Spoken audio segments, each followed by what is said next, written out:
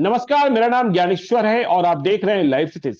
देखिए, बिहार का बजट आने वाला है और बजट से ही हम उम्मीद रखते हैं अपने प्रदेश का, अपने बिहार का रोड मैप कैसा होगा, अगले साल हम कहां खड़े होंगे और हमारा विजन क्या है। तो देखिए, बिहार के बजट को लेकर बहस चल रही है, हर वर्ग को उम्मीद है, हर सेक्टर को उम्मीद है और सरकार भी बातें कर रही है। पिछले दिनों डॉक्टरों से बात हुई। आज हम जुड़ रहे हैं पनोरमा ग्रुप ऑफ कंपनीज के सीएमडी संजीव मिश्रा जी से। संजीव मिश्रा जी, स्वागत है आपका। बहुत बहुत धन्यवाद सर। देखिए, आपने एक शहर में, मतलब पटना छोड़कर, पटना राजधानी और कहा जाता है कि सब कुछ पटना में ही होता है, लेकिन आपने पूर्णिया को एक नई पहचान दी और आपने अपनी कंपनी को इतना बड़ा कर लिया कि आज उसे बिहार में और देश में जाना जाने लगा है। तो बधाई है आपको। लेकिन देखिए, बिहार का बजट आ रहा है और हम उम्मीदों पर और क्या सब बेहतर हो सकता है इस पर बातचीत करना चाहते हैं। तो देखिए संजीव जी, मेरी एक मान्यता है और बिहार के बारे में एक परसेप्शन बन गया है। अब बजट आ रहा है तो सरकार को भी सोचना चाहिए। आप क्या सोचते हैं मुझे पता नहीं। देखिए, बिहार के पास सब कुछ है, लेबर है, हमारा ही श्रम जो है, हमारे ही जो श्रमिक हैं वे देश भर की फैक्ट्रियों को चलाते हैं, हमारा पैसा है, बैंक में सबसे अधिक पैसा जमा करने वाले राज्यों में हम भी शामिल हैं, लेकिन उस पैसे का इस्तेमाल हम अपने लिए नहीं करते हैं। वह पैसा दूसरे प्रदेशों में जाता है और हमारे पैसे से मुनाफा दूसरे कमाते हैं। और देखिए, हमारे पास टैलेंट है, मेधा है, लेकिन हमारा टैलेंट भी हमारे पास नहीं रुकता है। 12वीं के बाद टैलेंट बाहर जाता है, वह वापस नहीं आता है। आप कोटा की इंडस्ट्री को देख रहे हैं, हमारे ही बच्चे, हमारे ही छात्र और हमारे ही शिक्षक जाकर कोटा को कोटा बना दिए, लेकिन बिहार में नहीं बना।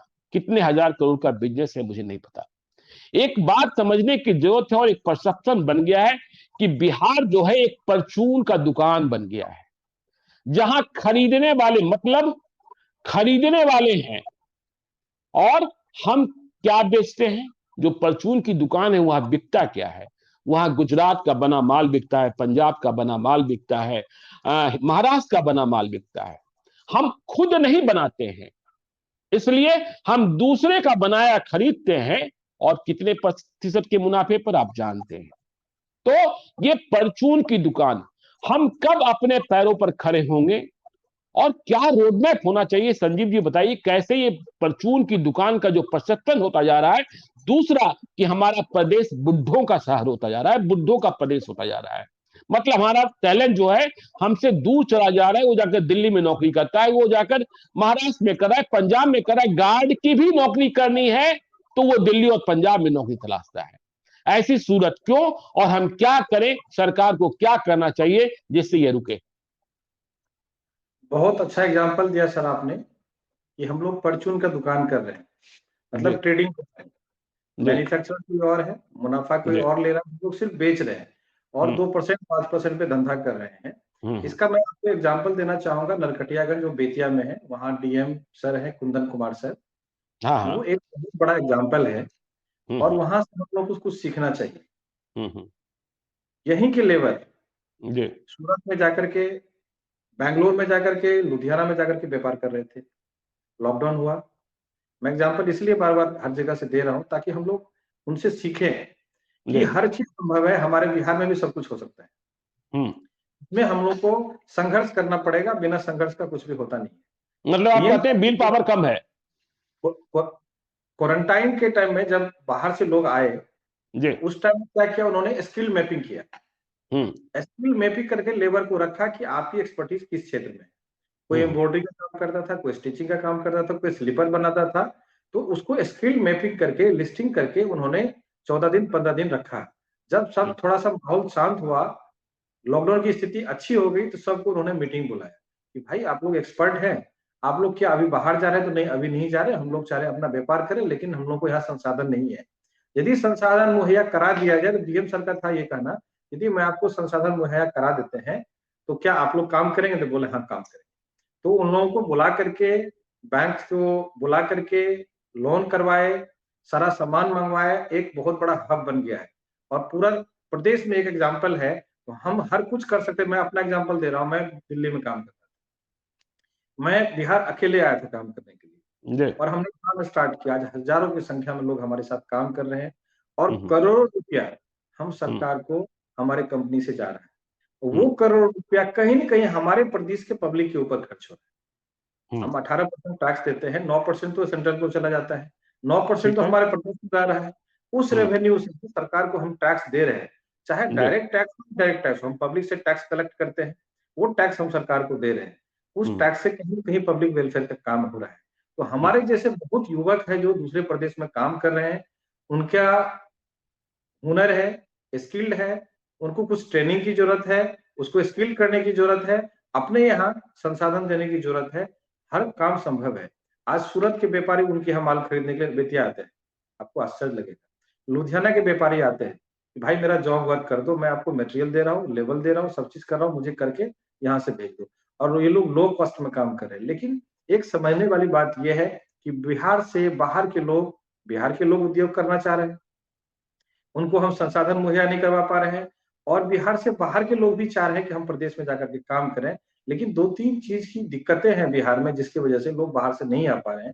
उसका सबसे बड़ा रीजन है एक तो लैंड बैंक हमारे पास नहीं और लैंड के अलावा लेबर है हमारे पास, हर तरह का लेबर है, सारी व्यवस्था है, लेकिन रजिस्ट्रेशन कॉस्ट बहुत ज्यादा है। कोई व्यापारी आएंगे, हम ही आएंगे बिल्डिंग बनाने के लिए, हमको जमीन खरीदना होगा, जमीन का रजिस्ट्रेशन कराना होगा। रजिस्ट्रेशन कॉस्ट कितना है? 10%, जो कि किसी भी देश, पूरे देश में किसी भी स्टेट में नहीं। रजिस्ट्रेशन कॉस्ट बिहार में 10% है? 10% है। अच्छा, किसी स्टेट में नहीं मिलेगा बिहार छोड़कर। इस पे सरकार को थोड़ा सा चिंतन करना चाहिए। इस पे यदि स्टेप लेते हैं, यहाँ 2 चीज मैं आपको बता देता हूँ, 2 चीज यदि सरकार पहल करे तो आज नहीं कल से उद्योग आना स्टार्ट हो जाएगा। 2-3 चीजों पे सरकार को काम करने की जरूरत है। लैंड रजिस्ट्रेशन कॉस्ट कम करे, बिजली की दर 8 साढ़े 8 रुपया है, जो कि बहुत ज्यादा है, दिल्ली से भी ज्यादा है, मेट्रो सिटी से भी ज्यादा है, तो उसका दर को कम करना होगा और सिंगल विंडो सिस्टम करना होगा। 3 चीज पे सरकार पहल करे तो मैं कह रहा हूं कि अगले फाइनेंशियल ईयर से यहाँ इतनी संख्या में लोग आएंगे काम करने के लिए जिसका हम आकलन नहीं कर सकते। संजीव जी, आपने कहा लैंड की समस्या, बिहार में लैंड की समस्या है और सरकार की इच्छा शक्ति भी। देखिए, सरकार कहती है कि आप आकर उद्योग लगाइए, लेकिन जमीन हम नहीं देंगे। तो जमीन तो आपको देनी होगी यदि उद्योगों को बुलाना चाहते हैं, और यदि आप किसी इंडस्ट्री को या किसी भी टाउनशिप को यदि आप डेवलप करना चाहते हैं। मुझे एक वाकया याद है, मैं किसी काम के सिलसिले में महाराष्ट्र गया था, नासिक शहर गया था। मेरे किसी मित्र को जमीन की तलाश थी, तो मैं गया महाराष्ट्र इंडस्ट्रियल डेवलपमेंट अथॉरिटी की कोई जमीन थी उसे देखने। तो मालूम ये हुआ कि उस इलाके को जो डेवलप किया गया, उसके पहले वहां जब उसकी बिक्री शुरू हुई, उसके पहले वहां रोड बनाया गया, बिजली पहुंचाई गई, सुरक्षा किया गया, वहां मेडिकल सिस्टम बहाल किया गया। तो देखिए, जब तक ऐसी व्यवस्था नहीं होगी तब तक क्या आपको लगता है, देखिए आप अकेले बिरले आदमी हैं, मिट्टी से प्यार है कि आप दिल्ली छोड़कर बिहार चले आए, नहीं तो लोग बिहार छोड़कर दिल्ली जाते हैं और वहां कमाते हैं। आपने कहा कि हम इतना टैक्स दे रहे हैं, तो टैक्स दे रहे हैं, और जब भी आप बजट देखते होंगे, हम बजट की बात कर रहे हैं, कि आप जब बजट देखते हैं, चाहे डिपार्टमेंट ऑफ इंडस्ट्री का बजट देख लीजिए, डिपार्टमेंट ऑफ एजुकेशन का बजट देख लीजिए, उस बजट का 80 से 85% जो शेयर होता है, जो एक्सपेंडिचर होता है, वो इस्टेब्लिशमेंट कॉस्ट में जाता है, एक्सपेंडिचर में जाता है। मतलब आप वेतन तनख्वाह के लिए, तो फिर आपके पास केवल आप तनख्वाह ही बांटते रहिए, आप डेवलपमेंट के लिए क्या प्लान कर रहे हैं इसका रोड मैप नहीं दिखता है। तो ये एक बड़ा सवाल है। जी जी जी, बहुत बहुत बहुत बड़ा सवाल है ये। सर देखिए, यहाँ सब कुछ संभव है बिहार में जी, सब कुछ संभव है। मैं एक एग्जांपल दे रहा हूँ अपना। सर, मेरा एक होटल बनना है पूर्णिया शहर में। मैं पिछले 3 साल से प्लानिंग कर रहा हूँ, जमीन परचेज कर लिया, जमीन की खरीदारी हो गई, करोड़ों रुपए हमने जमीन में लगाया, हमने रास्ता बना करके फायर डिपार्टमेंट को भेजा है। 3 साल हो गया, उसमें मेरा 8 से 10 करोड़ रुपए का इन्वेस्टमेंट है। 3 साल 8 हो से गया, 10 करोड़ रुपए का, जी 8 से 10 करोड़ रुपए का इन्वेस्टमेंट हो चुका है। फिर पेपर वर्क पे भी हमने किया, रजिस्ट्रेशन भी करवाया, नक्शा बनवाया, सर्वे करवाया, आर्किटेक्ट को पैसा दिया, स्ट्रक्चर वाले को पैसा दिया, सब चीज हो गया। आज तक मेरा वो 4 साल से होटल नहीं बन पाया। उसका रीजन ये है कि फायर क्लियरेंस नहीं हुआ। और हमें यही नहीं पता है आज के डेट में भी, 3 साल में 4 साल में भी, कि उसमें आखिर कमी क्या है। अच्छा। ये जी, अभी और सब डिपार्टमेंट बहुत अच्छा है, जैसे रेरा आया, हम लोग को बहुत लाभ हुआ। रेरा में हम लोग फाइल सबमिट करते हैं, कुछ कमी होती है तो वहां से हम लोग को नोटिफिकेशन आता है, मैसेज आता है, मेल आता है कि आपकी ये कमी, इसको दुरुस्त कीजिए। हम लोग देते हैं और काम हो जाता है। इसी तरह से बहुत ऐसा डिपार्टमेंट है जो पुराने स्ट्रक्चर पे काम कर रहा है, उन सब चीजों को बदलना पड़ेगा सरकार को संज्ञान में लेकर के। आज के डेट में हम ही नहीं, हम अकेले नहीं, फायर एक ऐसा डिपार्टमेंट बन चुका है कि जिसमें कुछ पता ही नहीं चलता है। जैसे महादेव को हम लोग फूल माला डाल के आ जाते हैं, गंगाजल चढ़ा देते हैं कि हमारा मतलब उनके ऊपर छोड़ देते हैं फिर कि हमारा कल महादेव। वही स्थिति आज के डेट में हमारा फायर पे, कोई कंट्रोल नहीं है। संजीव भी सरकार तो कहती है कि मैंने सब कुछ ऑनलाइन कर लिया।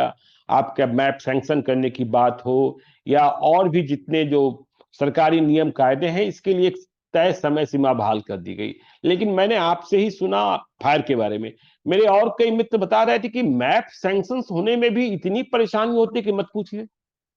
देखिए हमारे यहाँ और सब चीजें में दिक्कत नहीं है, मैं गलत नहीं बोलूंगा। और मतलब सारा आप चीज पूर्णिया की बात करें नहीं कर सकते हम, सारी चीजों पे हम सरकार को ब्लेम करें। सरकार ने एक बोर्ड बना के दे दिया है कि आपको बोर्ड मीटिंग बुलाना है और आपके इन चीजों पे काम करना है। मुझे लग रहा है कि सामने में टीवी पे आके नहीं बोलना चाहिए सब चीज, कहीं न कहीं वो यदि चीजों को हिडन रखते तो उसका कहीं न कहीं इनडायरेक्ट रूप से उनको लाभ मिलता है, इसीलिए फाइल को दबा के रखते हैं। और सिर्फ ये मेरा अच्छा। कंप्लेन, पटना जैसे राजधानी में बैठे हुए हैं, आप किसी भी बिल्डर से, किसी भी बिजनेसमैन से आप बात करेंगे तो आपको यही मिलेगा। बाकी डिपार्टमेंट ओवरऑल बहुत अच्छा है, लेकिन फायर की स्थिति आज के डेट में भी, अभी नया नियम लागू किया कि ठीक है, हम आपको 1290 टका या 48 टका मीटर स्क्वायर मीटर हम आपसे अलग से शुल्क लेंगे, बिजली लेंगे, डीडी लेंगे, हर चीज देने के लिए व्यापारी तैयार है, लेकिन कहीं कोई किसी व्यापारी को लाभ नहीं है। अभी तक मेरा फाइल कहाँ है, हमको बिल्कुल भी स्पष्ट स्थिति में हम नहीं है। और हम इतना बड़ा इन्वेस्टमेंट करके 3 साल से ये सोच रहे हैं हम होटल बनाए। यदि आज वो होटल तैयार हो जाता, दूसरे शहर में होता, आज होटल बन के तैयार हो जाता और सैकड़ों लोग उस होटल में काम करता, और सरकार को भी कहीं न कहीं इस चीज का नुकसान हो रहा है। यदि हमारा होटल चलता तो टैक्स कलेक्शन होता, टैक्स कलेक्शन होता तो सरकार को हम रेवेन्यू देते। तो इस तरह की व्यवस्था है, सिंगल विंडो सिस्टम कर दे, फायर को कंट्रोल करे, और बाकी चीज हम लोग का डिपार्टमेंट का बहुत अच्छा है। हमारे जैसे और भी व्यापारी है, उनका भी कुछ पर्टिकुलर एक डिपार्टमेंट होगा जिनसे उनको दिक्कतें आती होगी। तो सिंगल विंडो सिस्टम करने की बहुत आवश्यकता है बिहार में, इससे हमारा बहुत फायदा होगा। संजीव जी, आपने कहा, देखिए आपने फायर की बात करी, आपने लैंड की बात करी, आपने रजिस्ट्रेशन वैल्यू की बात करी। देखिए हम रियल एस्टेट की ही बात करते हैं। देखिए ये चर्चा आम होती है, इसका कारण क्या है आप ज्यादा अच्छे ढंग से बताएंगे। कि लोग कहते हैं कि पटना में जो रियल एस्टेट की कीमत है, जो फ्लैट्स की कीमत है, उससे सस्ता तो दिल्ली में फ्लैट मिल जाता है। अभी हम आपसे समझ रहे हैं कि ये जो रजिस्ट्रेशन टैक्स है यह भी इतना महंगा है, और यह भी जान रहे हैं कि ये जो महादेव वाला चक्कर है यह भी एक लफड़ा है। तो ऐसी क्या सूरत है ये, क्या कि मतलब डेवलपमेंट का एरिया जो है वो बहुत सिकुड़ा हुआ है, इसलिए रेट महंगा हो गया, या और कोई वजह है? देखिए सर, उसका कारण है कि लैंड, पटना की बात करें तो पटना सराउंडिंग एरिया में जो टाउन एरिया है वहां तो महंगा है, ऑब्वियस है, पटना का लैंड कॉस्ट बहुत ज्यादा है। तो लैंड कॉस्ट ज्यादा होगा तो कहीं न कहीं जो एंड यूजर है उनको महंगा पड़ेगा। रह गया दिल्ली की बात, आप तो पॉश एरिया में लेंगे तो आपको 35,000 टका स्क्वायर फीट मिलेगा, लेकिन फिर एनसीआर में लेंगे तो वो सस्ता हो जाएगा। तो लोग एग्जाम्पल दे देते हैं, लोग खरीदते हैं नोएडा में और एग्जाम्पल देते हैं दिल्ली का, लोग खरीदते हैं बल्लभगढ़ में, एग्जाम्पल देते हैं दिल्ली का कि भाई दिल्ली में 4,000 में बिक रहा है और पटना में 8,500 में मिल रहा है। पटना में भी है कि 3500 का प्रॉपर्टी मिल जाएगा, उसके लिए आपको पटना से थोड़ा बाहर निकलना होगा। अब पटना में बहुत ऐसा है कि आपका एम्स के आसपास में प्रॉपर्टी 3,500 मिल रहा है, वही डाक बंगला चौराहे पे लेंगे तो आपको 8,000 में मिलेगा। फिर प्रॉपर्टी किस तरह का है, बीच शहर में भी आपको सस्ती प्रॉपर्टी मिल जाती है। तो इस पे डिपेंड करता है। पूर्णिया में जैसे मैं बात करूं तो पूर्णिया में मैं 10,000 स्क्वायर फीट भी बेच रहा हूँ और 2,500 स्क्वायर फीट भी बेच रहा हूँ। पूर्णिया में 10,000 रुपए स्क्वायर फीट भी रेट है? Commercial property 10,000 square feet. अच्छा। जैसे भटना जगह में जहां हम लोग बैठे हुए हैं, यहाँ महंगी प्रॉपर्टी है, लैंड कॉस्ट 1 करोड़ रुपए कट्टा है, तो 10,000 जहां हम 10 लाख रुपए कट्ठा बेच रहे हैं तो ऑब्वियस है वहां सस्ता होगा। डिपेंड करता है कि दिल्ली और मुंबई और पटना से मतलब नहीं, डिपेंड करता है कि आप किस लोकेशन में प्रॉपर्टी ले रहे हैं और किस तरह का प्रॉपर्टी ले रहे हैं, इस पे डिपेंड। संजीव मिश्रा जी, देखिए मैं आपसे सीधे सीधे पूछता हूं कि यदि आप बिहार के वित्त मंत्री होते तो आपका नजरिया बिहार की औद्योगिक उत्थान के लिए, औद्योगिक प्रगति के लिए क्या होता है? मैंने आपको बिहार का वित्त मंत्री बना दिया। हम 4 काम करते सबसे पहले जी।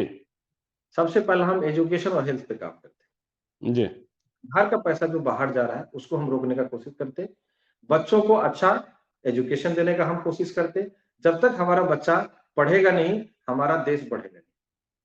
तो बच्चे को हम पढ़ाएंगे, शिक्षित करेंगे, और यहाँ का पैसा जो बाहर जा रहा है उसको पहले हम रोकेंगे। ठीक है। हेल्थ सिस्टम को अच्छा करेंगे। अभी आप देखेंगे लोग बीमार पड़ता है दिल्ली चला जाता है, बीमार पड़ता है हमारे क्षेत्र में कोसी सीमांचल में, तो वो सिलीगुड़ी चला जाता है, यहाँ पूर्णिया में इलाज नहीं करवाता है। इसलिए नहीं कराता है कि कहीं न कहीं इक्विपमेंट का अभाव है। डॉक्टर अच्छे हैं, नो डाउट, लेकिन आपको लैब लेबोरेटरी अच्छा नहीं है, एमआरआई, सीटी स्कैन अच्छा नहीं है। इस वजह से लोग बाहर जा रहे हैं, तो हमारे प्रदेश का पैसा कहीं न कहीं बाहर जा रहा है। हम क्या करते हैं, हम यहाँ लोगों को रोजगार मुहैया कराते, संसाधन देते, तो लोग रुकते, यहाँ व्यापार करते, बाहर के लोगों को हम इनवाइट करते। अभी रुद्रपुर क्या था? जंगल था। रुद्रपुर हिमाचल में बद्दी क्या था? कुछ नहीं था, कोई नहीं जानता था बद्दी को। और आज बद्दी एक बहुत बड़ा हब बन चुका है, बिजनेस का बहुत बड़ा हब बन गया है। तो हम क्या करते हैं, लोगों का जो पलायन हो रहा है, हमारे पास जो स्किल्ड लोग हैं, उनका हम एक स्किल मैपिंग करके उनको उसी सेगमेंट का हम उनको व्यापार देते, उनको उस पर एक्सपर्ट बनाते, बैंकर को बुला करके 10 लाख 20 लाख क्षमता के हिसाब से उनको हम लोन दिलवाते और उनको व्यापार करवाते, उनको रोजगार भी मिलता और उस 10 आदमी को रोजगार और देता और सरकार को कहीं न कहीं उसको डायरेक्ट इनडायरेक्ट रूप से लाभ भी होता। तो हम ये 4-5 काम करते, जिससे ऑब्वियस है यदि आप हेल्थ, एजुकेशन और व्यापार पे काम करेंगे, उद्योग पे काम करेंगे, तो आपका प्रदेश धनी होगा। देखिए, एक और बिहार सरकार के बारे में बात कही जाती है, मुझे लगता है यह भी आपके सेक्टर से जुड़ता है, कि बिहार सरकार जो है, हम दूसरे की बात छोड़ दें, बिहार में बनने वाला जो प्रोडक्ट है, माल है, वह बिहार सरकार ही नहीं खरीदती है। यदि हम आप ही के रियल एस्टेट की बात करें, तो देखिए बिहार सरकार का जितना भी प्रोजेक्ट निकलता है, टेंडर निकलता है, उसमें यह कह दिया जाता है कि आपको टाटा और सेल का ही स्टील लगाना है।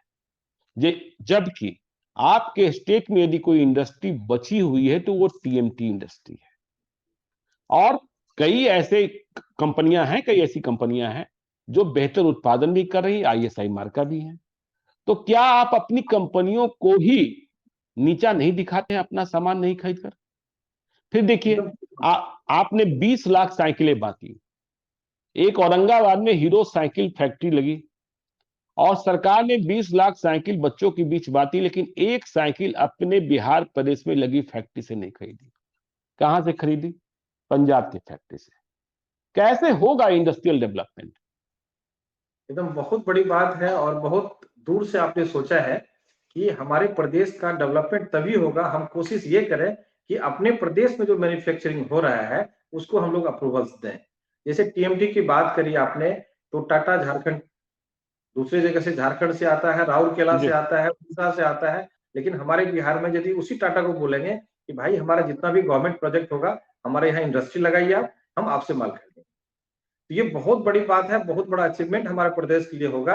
ये बहुत बड़ा एग्जाम्पल आपने दिया है। इस तरह का बहुत ऐसा चीज है, जैसे हम इंजीनियरिंग कॉलेज कर रहे हैं, मेडिकल कॉलेज कर रहे हैं, गवर्नमेंट का कन्वेंशन सेंटर बन रहा है।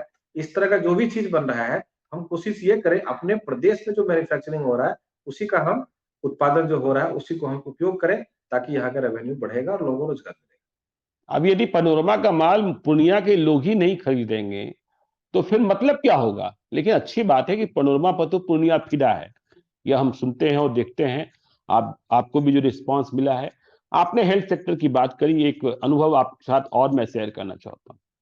आपको मालूम है पटना एम्स खुला और बहुत बड़ा कैंपस बना, डॉक्टर्स भी आए। पिछले दिनों दिल्ली की एक बैठक में एम्स दिल्ली के डायरेक्टर डॉक्टर रणदीप गुलेरिया, आपने भी नाम सुना होगा, जानते होंगे, एम्स दिल्ली के डायरेक्टर हैं डॉक्टर रणदीप गुलेरिया। वे कह रहे थे कि उन्हें बड़ी परेशानी है कि एम्स पटना में डॉक्टर नहीं जाना चाहते। तो लोगों ने पूछा क्यों? तो देखिए, आपको पता है कि एम्स में जो जाते हैं वो सबसे अधिक टैलेंटेड होते हैं। तो जो डॉक्टर पटना एम्स नहीं जाना चाह रहे, उनकी चिंता जो है, इस पर भी सरकार को और हम बिहार वालों को सोचना चाहिए। तो डॉक्टर इसलिए मना कर रहे हैं कि उनका कहना है कि देखिए, हम एम्स में इसलिए नहीं जाते हैं कि सिर्फ हम मरीज का इलाज करें, हम इसलिए भी जाते हैं कि हम वहां जो बीमारी है उसके उपचार का इजाद करें।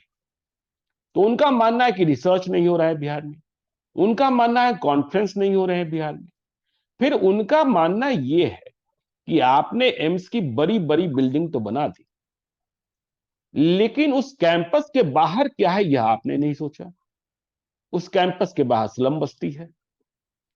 तो उनकी जो लाइफ है, पर्सनल लाइफ, उपचार के बाद यदि आप टाउनशिप बसा रहे हैं और टाउनशिप को यदि सुंदर नहीं बसाया आपने, तो फिर ये परेशानी आएगी। उनका कहना है कि जब मैं अपनी ड्यूटी खत्म करता हूं तो जाऊं कहां घूमने? क्या मैं उसी कैंप हाँ क्या मैं उसी कैंपस में बंधा रहूं? फिर उनका कहना यह है कि मेरे बच्चे जिन्हें पढ़ना है, जिसके बारे में हम लोग अभी पहले बात कर रहे थे, उन बच्चों का दाखिला पटना के बड़े स्कूल, चाहे वो सेंट माइकल हो, डॉन बॉस्को हो, नोटेडम हो या डीपीएस हो, रेडियंट हो, यहां एडमिशन हो ही जाएगा, इस बात की गारंटी कौन देगा? और यदि बच्चे का एडमिशन नहीं हुआ तो फिर मेरा वहां जाने से फायदा क्या? तो देखिए, जब आप कुछ बनाते हैं, आप भी टाउनशिप बसा रहे होंगे, तो आपको सोचना चाहिए कि आप सराउंडिंग्स में क्या डेवलप कर रहे हैं। ठीक तो बात, ये जो हम बताएंगे आपको कि अभी जो हम लोग यहाँ काम कर रहे हैं, जो जिस हिसाब से हम लोग काम कर रहे हैं कि होम बनाया हमने, और भी कमर्शियल प्रोजेक्ट है या होटल की प्लानिंग कर रहे हैं, जो भी प्रोजेक्ट ला रहे हैं इसमें प्रोफेशनल्स की जरूरत होती है। मार्केटिंग में लोगों की जरूरत होती है, आर्किटेक्ट की जरूरत होती है, जो एलिवेशन तैयार करता है उसकी जरूरत होती है। मतलब चूंकि हम लोगों का टीम वर्क है, इंडिविजुअल हम कोई काम नहीं कर सकते। तो बाहर को प्रोफेशनल को बुलाते हैं तो हफ्ता में 2 दिन रुकते हैं, बाकी वो चले जाते हैं। यदि हमारे यहाँ वो स्टे करते हैं, उन लोग को ऑफर देते हैं, अच्छा सैलरी देते हैं कि आप आइए हमारे रहिए, बोलिए नहीं सैटरडे संडे हम काम करेंगे, बाकी रुकेंगे नहीं। आप हमको पैसा ठीक है, जहां हमको 1 लाख रुपए मिलता है आप 2 लाख रुपए महीना का दे दीजिएगा, लेकिन लाइफस्टाइल नहीं दे पाइए। ये लाइफस्टाइल हमारा बिहार का कैसे बदले, इसमें सिर्फ सरकार का दोष नहीं है, हमारी भी कमी है। हम घबरा जाते हैं। जैसे मैंने व्यापार शुरू किया, बीच में काफी हडल्स आते हैं, जब स्टार्ट करेंगे व्यापार तो हडल्स आएंगे। इसमें सरकार की भागीदारी तो है ही, और हमारा भी है कि हम अपना जिद और जुनून के साथ काम करें और प्रदेश को आगे बढ़ाएं। इसमें हम सभी युवा, आपके माध्यम से सभी युवा से यही बोलेंगे, आप ये कोशिश कीजिए। और आफ्टर कोविड तो ये लोगों ने देखे भी होंगे आप कि जो भी बाहर लोग काम कर रहे थे, सब चाह रहे हैं कि अपने प्रदेश में हम काम करें, और सरकार इस पे पहल करे, सरकार लोगों को मदद करे, कंप्लायंसेस कम करे, सिंगल विंडो सिस्टम करे, ताकि हमारे प्रदेश का रेवेन्यू बढ़ेगा। लेकिन आपने तो, संजीव जी, आप पूर्णिया में बैठे हैं और आपका जो इलाका है सीमांचल, साथ में कोसी, मुझे पता है कि सबसे अधिक पलायन उधर से ही होता है। आप सोचिए, कश्मीर में गोलगप्पा बेचने वाला बिहारी होता है और वह आतंकियों की गोली का शिकार होता है। हम उसे रोजगार नहीं दे पाते हैं, हम उसे वो माहौल नहीं दे पाते हैं। तो इस पर विचार करने की जरूरत है कि नहीं? अभी कल यूक्रेन में हम लोग न्यूज देख रहे थे, यूक्रेन में जो बच्चे फंसे हुए सबसे ज्यादा बिहार के बच्चे, सबसे ज्यादा बिहार और झारखंड के बच्चे, और यहाँ से डॉक्टर बनने के लिए यूक्रेन में गए हुए। तो ये पलायन सिर्फ एक ये नहीं कि रोजगार के लिए पलायन है, उसके अलावा हेल्थ के लिए, एजुकेशन के लिए, लाइफस्टाइल के लिए बहुत लोगों को बिहार में मन नहीं लगता है कि भाई यहाँ लाइफस्टाइल नहीं है, हम अपना रोजगार यहाँ नहीं करेंगे, हम अपना रोजगार गुजरात में जाके करेंगे, हम अपना रोजगार दूसरे प्रदेश में जाकर करेंगे। तो हर चीजों पे बजट आ रहा है, सरकार को हर चीजों पे ध्यान देना पड़ेगा। चलिए, चलते चलते 1 मिनट में आप कह दीजिए कि बिहार सरकार ऐसा कौन सा काम कर दे आपके रियल एस्टेट सेक्टर के लिए ही, जिससे आप बिहार को ग्रोथ दे सकिए। यदि आप ग्रोथ देंगे तो युवाओं को रोजगार मिलेगा, बिहार का पैसा बिहार में रहेगा। जो दिल्ली में काम करने वाले हैं, दिल्ली में पैसा कमा रहे हैं लेकिन पूर्णिया से प्रेम करते हैं, वे पूर्णिया में अपना पैसा खर्च करेंगे। 1 मिनट में बता दीजिए, फिर हम लोग दुआ सलाम करते हैं। जी ठीक बात है। बस मैं 2-3 चीजें हैं सरकार को, जैसे हम लोग को गिट्टी बालू कंट्रोल रूट में दे। गिट्टी बालू की स्थिति बहुत अच्छी नहीं है।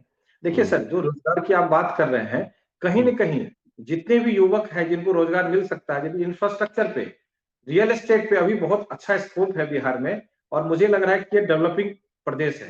डेवलप नहीं है, डेवलपिंग है। और लोग डेवलपिंग एरिया में आज के डेट में जो भी स्मार्ट बायर है वो छोटे शहरों में पैसा लगा रहे हैं, ना कि मेट्रो सिटी में। मेट्रो सिटी का जो ग्रोथ होना था, पटना बेली रोड का जो ग्रोथ होना था वो हो चुका है।